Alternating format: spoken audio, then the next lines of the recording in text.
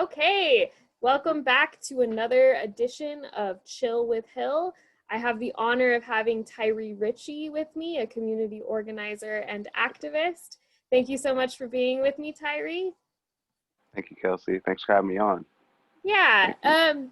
so I just wanted to have a little organic conversation about who you are and the work that you do in this community. I'm really inspired by the change that you've inspired in this community, and I'm so appreciative to have your support. Thank you. Definitely. It's definitely good to have support community members like yourself, and definitely support also community members like yourself that are also correlating with the same cause that I'm fighting for. So it really means a lot. Dope.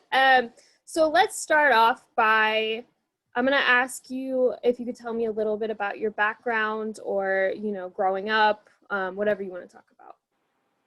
Sure. Yeah, definitely. I could totally open up. So, I was born and partly raised in Atlanta, Georgia. I was, partly born and lived there until I was about 9 years old. Then me and my mom, we moved to San Francisco, where, first time kind of experiencing a bit of homelessness in the early beginning. Then we kind of, built ourselves up a little bit. My mom found some employment and managed to live in the Sunset District of San Francisco. And until 2008, of course, the housing crisis began and a lot of rents began to skyrocket and around the state. And many people were, affected by it, including myself.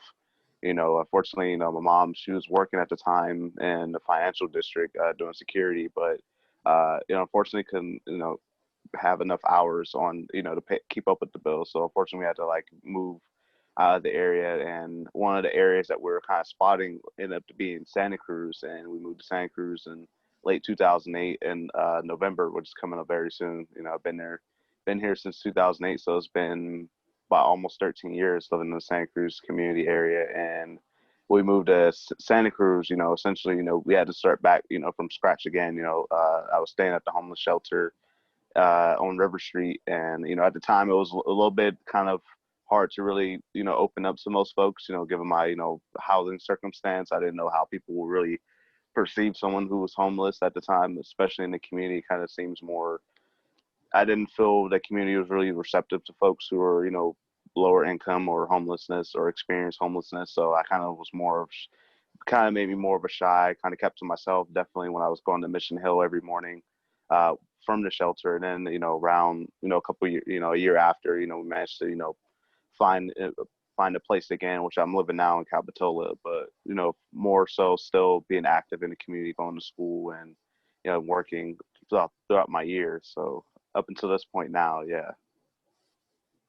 Well, thanks for sharing that with me. I know you and I have talked a little bit offline about this, but I had a similar experience growing up, and it just compounds everything about how hard it is to be a kid or to be a teenager when you are dealing with housing insecurity or poverty. And I think that it really makes you have thick skin when you grow up kind of dealing with the fallout of a national financial recession, which is very similar to the situation we're seeing now. Definitely. Yeah, it's definitely more of a humbling experience too to deal with situations like that. Definitely humbling. It definitely been a lot more grateful for a lot of experiences that I've had, and also grateful for a lot of support that I've had from members from the community during that time period. So Hmm. Yeah, the structures of community around us are so critical to our well-being, and I think that especially here in COVID now, we're really seeing how we have to rely on each other versus just relying on our own individualism to kind of get through those crisis moments. hmm hmm yeah, it's Great. definitely like one of those unsure times where definitely one of those unsure times where a lot of our leaders, as well as a lot of our experts, are definitely unsure about what the solution is. So it's really, yeah, like you said, it was really up to us as a community to really home come together and really come up with these solutions ourselves. So Yeah, especially when the federal government is in the state that it is in. yeah. Yeah, so can you speak to me a little bit about your relationship to Santa Cruz, whether that's your work or the organizing that you do around issues, however you want to take that. Yeah, it's definitely. kind of my relationship to Santa Cruz directly. When I was leaving to school, finally got my associates in communications at Cabrillo College. So that love that structure of Cabrillo College. Definitely the support factors behind it. One of those places was Oasis because I was going to Natural Bridges High School at the time, and Mm. one of those places was Oasis High School, which is kind of also alternative ed, and they offered their services for free printing, and managed to get my papers done for free without having to go to the library, like pay 10 cents to print out a copy. I can go there, print out a copy of a paper, and from there, since also my work in the community, working for a nonprofit at the farmers market, so doing a lot of community members in that aspect of preaching sustainability, environmental sustainability, also agricultural sustainability. So kind of getting more directly into the food justice aspect of things, definitely farmers' rights and other issues involving the agricultural industry. And then from there, since I really started getting involved with activism, during the Juneteenth March that I helped lead. That was kind of my directly involvement with the community activism, working with other, activists around the community. Hmm.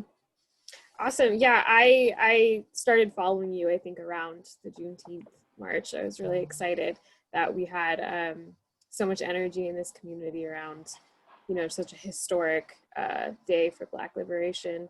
Also, I really loved the education efforts that surrounded it about London Nelson. As a history person myself, I think it's really great to let more people know about London's story and his role in our community. I thought that was really great.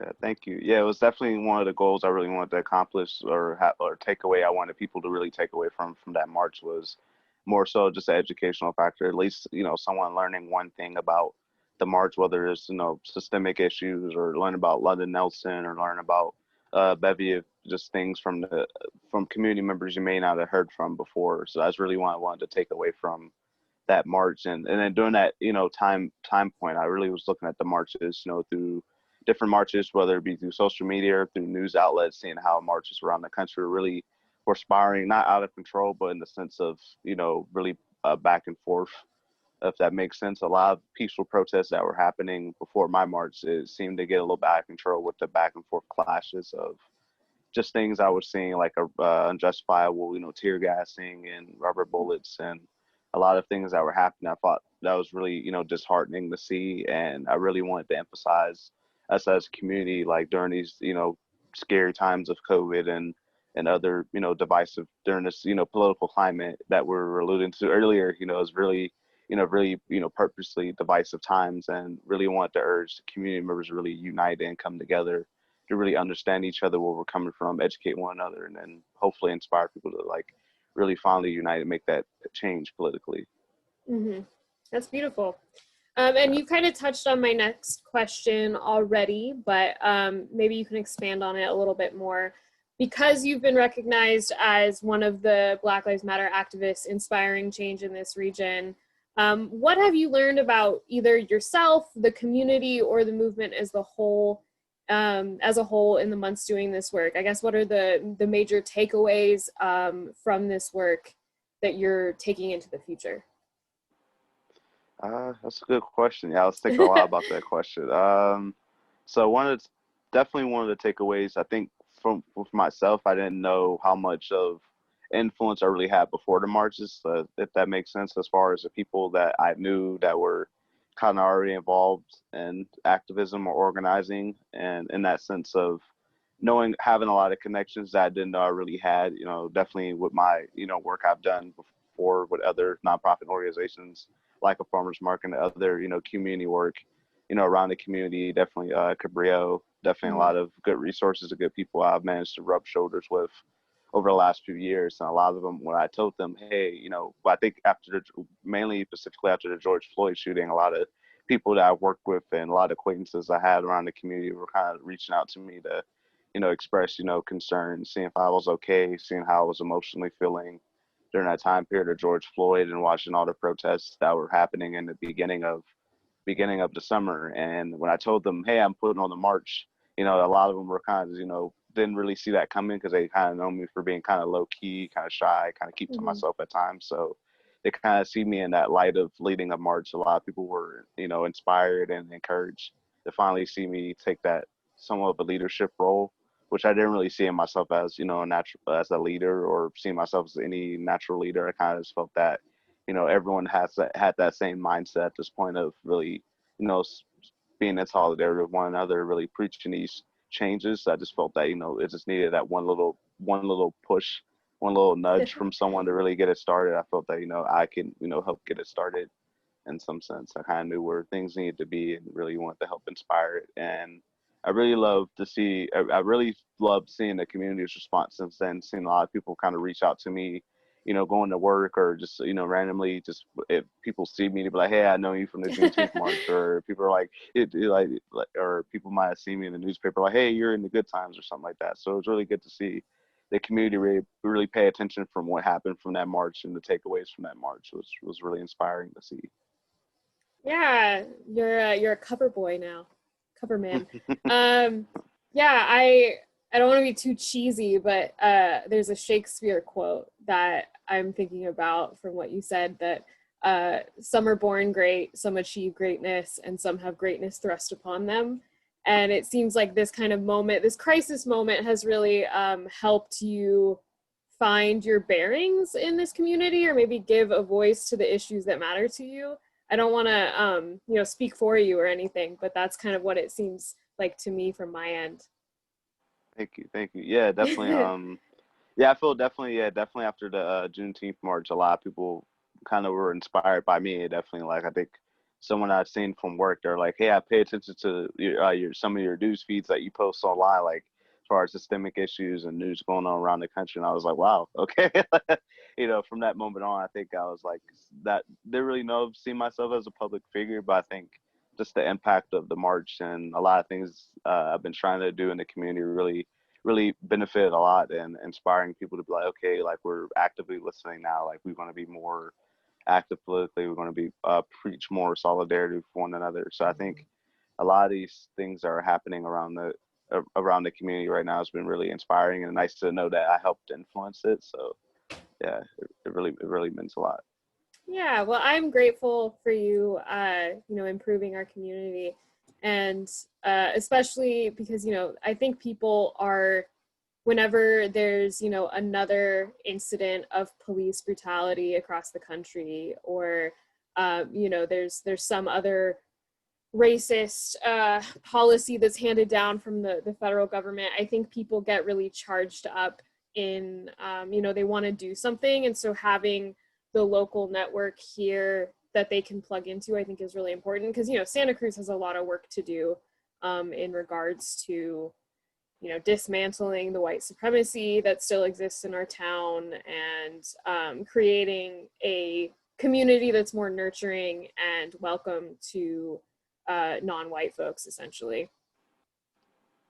Right. Yeah. Yeah. I definitely feel the same. There's definitely a lot of, definitely from a previous work experience I had. It was like, people, kind of using that white supremacist rhetoric, and it was really disheartening to see. I mean, it was really disheartening, but also not surprising at the same time. Like you're alluding to, there's definitely a lot of work to be done in the community to really educate the community that there is, even though we, live in a community that's, essentially somewhat of a beach town and has a lot of, beauty, but also has a lot of, hidden skeletons, in the sense that, it's a lot of hidden systemic racism that we definitely need to address and fix. Mm-hmm. I agree. And I mean, one of the reasons I'm running for council is I feel very similar to something you said of, I didn't really see myself necessarily as a leader, or kind of stepping up to the plate. And then this year happened, in particular 2020, with the pandemic, the ongoing affordability crisis of folks not being able to live here. And, like, the dam is breaking on systemic racism and oppression of folks. And so one of the reasons I'm stepping up is because we need young voices. We need people who will say, this is not acceptable, and we need to protect a Santa Cruz, or, this region that is welcoming for everybody, if that makes sense. Yeah, it totally makes sense. I was talking to a friend of mine the other day who recently just graduated UCSC. He's been a Hmm. Santa Cruz local for a long time, born and raised in Santa Cruz. And he also noticed the changes in Santa Cruz, drastically, since from the early 2000s all the way to 2008 during the crisis that we were alluding to earlier. And he was seeing how it's been drastically changing a lot of, systemic things that's been happening around town as far as, buildings and increased rents that we're just talking about, how it really drove out a lot of local Santa Cruzians and brought in a lot of people in the community don't really have that same community, input of being all togetherness and really kind of looking out for more so their wealth rather than the betterment of the community. So I think, yeah, it definitely needs to be a lot of changes. Yeah, definitely. I totally agree. Like I grew up really low income. Santa Cruz in a lot of ways was like my saving grace because I was able to get into UCSC and move here with the help of, federal uh, like loans, also like tuition. I had some of my tuition paid for. And if I was entering college now, I don't think I would be able to afford to live here like I did, almost 9 years ago. And that's not even that much time. The rent that I paid when I first moved here was $375 to split a decent sized studio in the mountains with somebody, and now that's like, a fairy tale. I would never be able to get away with that. I'm gonna use this opportunity to jump to my next and last question for you. What qualities, as a young leader yourself, what qualities do you want to see in a community leader in Santa Cruz? And I'll be taking notes on this one. Thank you. That's a really good question. Kind of what I would like to see in the community leader moving forward definitely be one, just being open. I think being open and honest, I think that's one trait to definitely really follow after. I think definitely seeing a lot of community leaders right now that are, currently in position that are really dealing with a lot of these, we dealing with a lot of issues such as systemic issues, also our criminal justice system, addressing things like a Tamario Smith and other issues that are going on around the county. I feel like definitely I would like to see more community leaders open and honest, first and foremost, to definitely be open and be like addressing these issues head, and also not being afraid to address these issues head on and, nip in and address it right then and there, not waiting, days or months later to really address the issues. It was a lot of stuff going on in the month of July, definitely a lot of, hate rhetoric and a lot of things that were going on around the community. And then seeing like a month later, seeing like, community leaders response or non-response was really, disheartening. So definitely, being more open and more direct, I think is definitely important. Also being simply just being fearless. I feel that a lot of things haven't changed right now because I feel, some leaders, not to call out names, I feel afraid to really step on toes in the sense that they don't want to upset the status quo things or those who are in charge of the status quo, more so well-to-do folks. And I feel that, our vulnerable community members are really, suffering right now, are really dealing with these issues of COVID and, wealth security as well as income, instability as far as manage to keep up with the rents like you're alluding to, rents are increasing by the day. A lot of friends of mine who, had to move recently because increasing rents during the COVID crisis and unjustifiably, being evicted, right now during a COVID pandemic. So it's definitely want to see just more fearlessness and definitely just someone that's willing to roll up their sleeves, willing to get their hands dirty in a sense that really wanted to make these changes moving forward. Awesome. Yeah, I think that we do need more fearless leadership. I definitely agree with you on that. I think that there is a sentiment here in Santa Cruz that things are working well enough for some of our community, and therefore we don't want to upset a certain power balance that protects that status quo. But as you just said, we are sacrificing a lot of young people and a lot of people who, if given the opportunity, would make this community a better more, more diverse, more forward-thinking community if they had the opportunity to thrive here. And right now, they don't. And we really need to use this crisis as an opportunity to pivot toward a more equitable future. Equitable. I feel like I say equitable all the time, but you know what I mean. Yeah, I wanna also offer you just like a free space if there's anything you wanted to say or talk about beyond kind of my formula of questions. Oh yeah, definitely. Kind of just want to allude to the kind of the fearlessness aspect is because during the Black Lives Matter mural uh event that we crossed paths at. Also, we're definitely I was definitely addressing how fear has been a very big factor right now in our in our society, whether it be in a political realm or the activism realm of basic human rights, or even issues of COVID, wearing a mask versus not wearing a mask, reopening versus lockdown. There's definitely been a lot of division, which stems from I feel which is fear. And I feel definitely a lot of people who are in fear, definitely of the unknown, it turns into hate and turns into a lot of division. So I definitely want to encourage our community members to not to be in fear amongst one another, and instead come to understand where a lot of our vulnerable community members are coming from. Definitely understanding why, many people are advocating for, or advocating or shouting in the streets, Black Lives Matter. Whether they're chanting it or wearing it, wearing it as apparel, or having signs, on their cars or on their windows or on their, on their yards.